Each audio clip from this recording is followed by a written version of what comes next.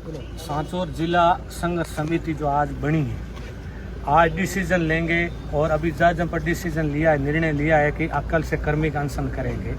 जब आम या सारे जनप्रतिनिधियों को बुलाया गया था, उनको बैठ करके निर्णय लिया गया, तो कल से निर्णय ये आ रहा है कि भाई कर्मिक अनशन पर बैठेंगे। ये सरकार ऐसा कर क्यों रही है? सरकार बनती तो जनता की सुविधाओं के लिए। पिछली सरकार क्या सरकार नहीं थी?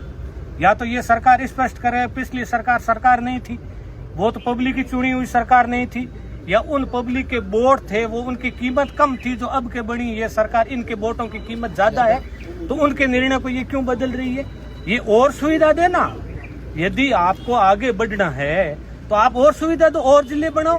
जो बनी हुई सुविधाओं को आप जब खत्म कर रहे हो, ये सुविधा किसके लिए? ये मेरी बात सुनो, कर्मचारियों के ऊपर जब अधिकारी बैठता है तो कर्मचारियों के लिए नहीं, ये गरीबों के लिए, जो यहाँ से वहाँ जो चितलवाड़ा हमारा ब्लॉक पड़ता है, उसका जो लास्ट गांव है वो जालोर से 250-300 किलोमीटर पड़ता है। पहले दिन व्यक्ति आकर के सांचौर में रुकता है, दूसरे दिन वो जालोर में जाता है, शाम को वापस लेट सेट आके सांचौर रुकता है, उसके बाद चौथे दिन वो अपने गांव जाता है। 4 दिन उसके खराब होते हैं तो उसका व्यय खराब नहीं होता? बेचारा गरीब आदमी इतना दूर जाता है, और उसके लिए आपने ये जिला बनाया, कितनी खुशी हुई थी उनके लिए। गरीबों के लिए जिला बना था, जिले की जो सुविधा है वो गरीबों के लिए मिल रही है, उनको आप हटा रहे हो, तो फिर सरकार क्या काम करे? तो जन कल्याणकारी क्या काम है सरकार का, बताओ? पिछली सरकार ने कॉलेज बनाई, आपने हटा दी। 5 साल के लिए कॉलेज नहीं बनाई। कॉलेज में किसके बच्चे पढ़ रहे थे? और वो कदम आप वापस उठा रहे हो। ऐसा कतई बर्दाश्त नहीं करेंगे, कभी सहन नहीं करेंगे, किसी हालत में सहन नहीं करेंगे। ईंट से ईंट बजा देंगे, लेकिन जिला नहीं जाने देंगे। देना तो आपके हाथ में नहीं है, नहीं दे सकते, लेकिन जो दिया हुआ है वो आप हमारा ले नहीं सकते, वो हमारे से छीन नहीं सकते। इसलिए कान खोल करके सुन लेना, आपके जनप्रतिनिधि तो आप जो मुख्यमंत्री बन के बैठे हो ना, हमारे यहाँ से वोटों से भी आप वहां बन करके बैठे हो।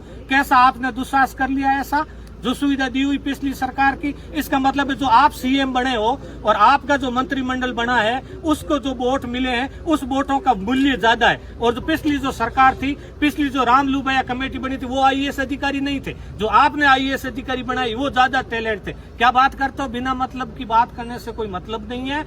इसलिए सरकार को काम ये समय रहते हुए सावचेत हो जाना चाहिए और जिले पर किसी प्रकार का छेड़छाड़ नहीं करना चाहिए। ये इनके पक्ष में, किसी जनप्रतिनिधि को गांव में नहीं आने देंगे।